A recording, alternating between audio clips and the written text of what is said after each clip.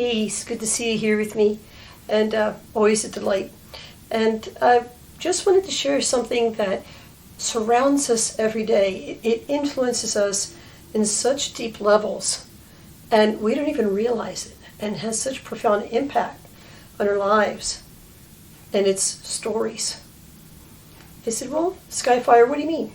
Well, think of it this way. The world runs on stories, and probably that's been true since the first time that we could communicate with each other across a campfire at the beginning of time. And stories come from many different places. Some are from mythology. Some come from different spiritual practices, or the books and the media that we read or that we enjoy.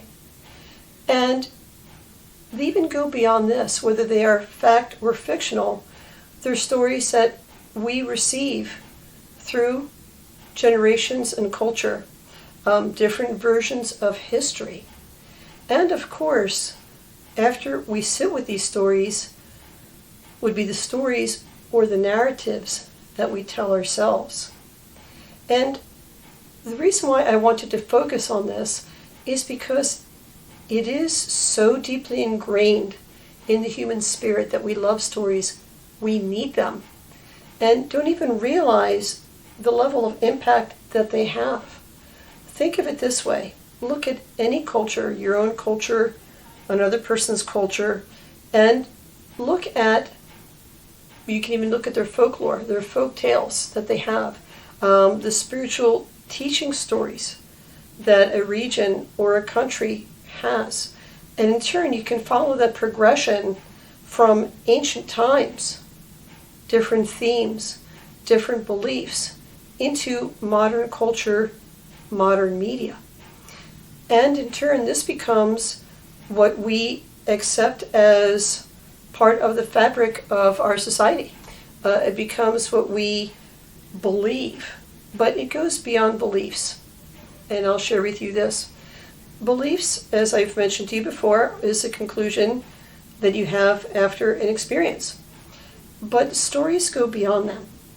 Stories can be playing deep within our soul or psyche, and it creates a framework that, if we're not aware of it, is how we would expect. The story has a beginning, a middle, an end, and typically you could have a prequel or a sequel, depending which way you go. But when there is a story, you expect for there to be a progression and movement of one scene going into another scene.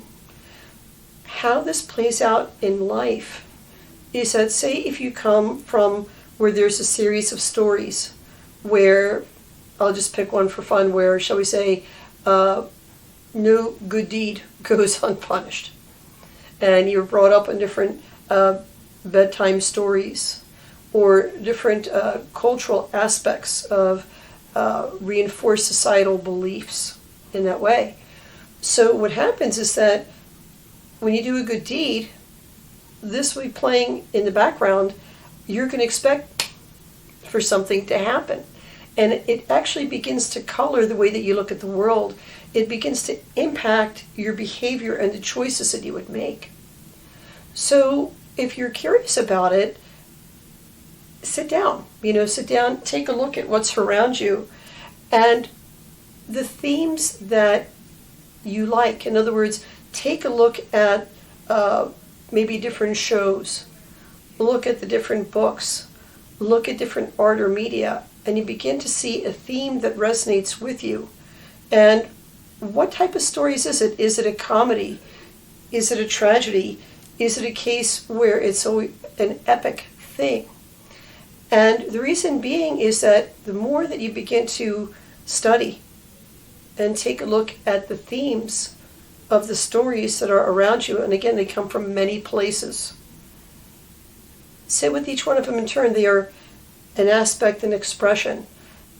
Some of them are from generational and cultural. And see what type of flavor or tone that has. So say, for example, just sharing, there could be some cultures that I know that are wonderful. And there is, literally, it is very, very linear in their philosophy and in their spiritual practices, there's a beginning, a middle, and end. You know, one life to live, and there you have it. And then there's others, mine included, that believe that it's cyclical. Many different lives so that your soul can grow and progress. And you begin to see the teaching stories, the spiritual teachings, philosophical teachings, and cultural practices that grow from this. So the idea of if you only have one shot at it can create, depending on your personality, this idea of you can't make a mistake. Or the other, if something is cyclical, that, well, you know, hopefully I'll get it better this time so I can have better fortune the next go round, whether it be next year or the next lifetime. So sit with each one in turn. You know, what does the hero, the protagonist, what are they like? Because the ones that you're attracted to is a part of you that wants to be that or can really relate. I want to grow into that. And the antagonists that really get you can be reflections, sometimes, not always of shadows. In that way, it's always of shadows. But sometimes they're your own shadows. The shadows of your own personality or of your unresolved past. And then with that, the types of stories, how does the hero overcome, or do they? And after this, see where this theme is repeated in your life. The reason why I pick out stories outside of us is, in a way, it's easier. You know, it's outside. You can just look at your bookshelf. You can look at your video library, what have you. And even for those of you who say, oh, Skyfire, I don't resonate with that. Even those of you who are into activities and sports, there will still be that edge of competitiveness. There's still that theme moving forward. And then take a look even deeper still to where did these stories, not only where did they come from, but why do they resonate so deeply with you? Some can be very inspirational to encourage you to grow. Others are fearful, different shadows and darkness. And we'll see that a lot. Like, say, for example, what's very popular and still is relatively is this whole idea of like a zombie apocalypse.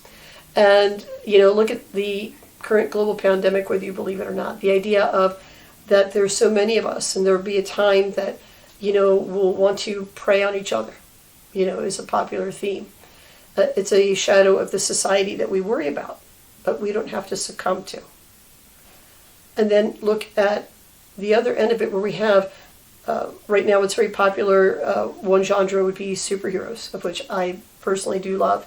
And these are the modern mythos. These are the modern gods and demigods, if you will, of fantasy. And talks about the idea of wanting to grow beyond ourselves. And a lot of the superheroes have these fantastic technology like Iron Man. And so really talking to our current status in the 21st century of dealing with technology and trying to integrate it and how it can help us or hurt us. So looking at stories is a very powerful mirror about us. We can say, okay, why does this resonate with me?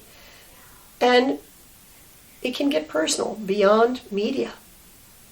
You know, think of your life stories.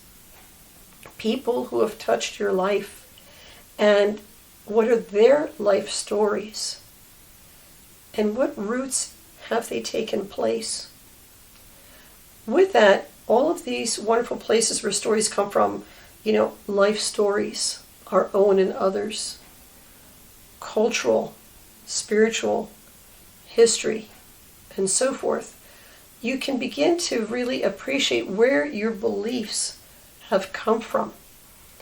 And between the story that creates this framework of how you expect for things, the happenings, the events to go, and how they're going to end up, very much relates to your decisions, whether you're conscious of it or not.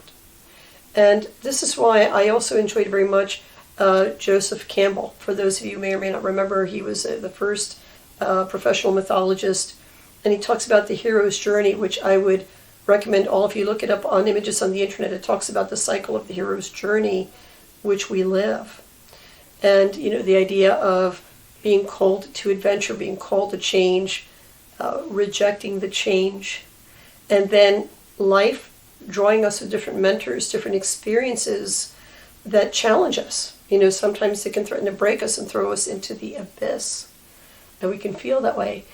And then overcoming the challenges within and outside, and ultimately emerging again with a greater knowledge and evolution of ourselves and a different way of viewing the world. And the beautiful thing about this story of the hero's journey is that all of us are the heroes of our own stories. All of you are the authors of your lives. So you get to choose what type of genre is your life going to be, and it'll have its phases. But ultimately, is it going to be where you're going to believe the darkness and it's going to be a constant horror show, a horror story? Is it going to be one where you see the lighter side and you feel you will always overcome a comedy? Is it a case of wanting to change the world? Is it going to be an epic? You get the idea. So what I really want to impress upon you is appreciating the roots of where your beliefs come from, the stories that they are attached to, which create a predisposition of behavior. They create an expectation of how life is going to unfold. And if you find that your book of life, the script you've been reading, either pardon the language sucks and you don't like it, or it's outdated, you're the author. You can write your own story. You can decide what type of flavor, energy, people that are going to be involved with it, which become the characters in your telling of your life story. And ultimately, the universe participates and will give you situations that you can act this out, that you can live it out. And in the end, you choose how the story is going to go. You will choose how the story ends. And I don't mean just specifically when you're going to die. I mean, it could even be something that you're working on. It could be a stage in your life. So stories are a wonderful way that you can even reflect that inner child. If you're doing inner work, you can see, if you say, gee, what do I really believe about life? What resonates with me? Go ahead and see the stories that, first of all, within you first, your life story, the story of others, or even with media or history or what have you. So my friends, thank you for sharing this time. Please, if you found that you enjoyed this, give me a like, share your stories. What type of story is your life? And remember, you are the author. You have the power to change the narrative at any time. The beliefs and the stories that you have about yourself, about the world, about the type of people that you attract, and ultimately what it is that you're bringing in. So embrace that. Embrace that. Enjoy the world of stories, including the one that you create. It will have many moods. It will have many scenes. But ultimately, it is unique, and you are the hero of your own story, of your own adventure. So I thank you so much. Oh, and before I forget, I just wanted to mention something. I've been thinking about expanding what I do. So if you could put in the comments or even go to my website, eagleskyfire.com, I'm thinking about making different types of videos. And I would just like your input. I would love to know what you would want, whether it be meditations, different teachings, even I'm a storyteller, maybe telling some teaching stories. I would really, really love to hear your thoughts and your comments. So again, to those of you that have subscribed, thank you. And for those who have not yet, please join me on my story. More the merrier. So Wanishi, until the next time that we sit together, thank you so much. Take care.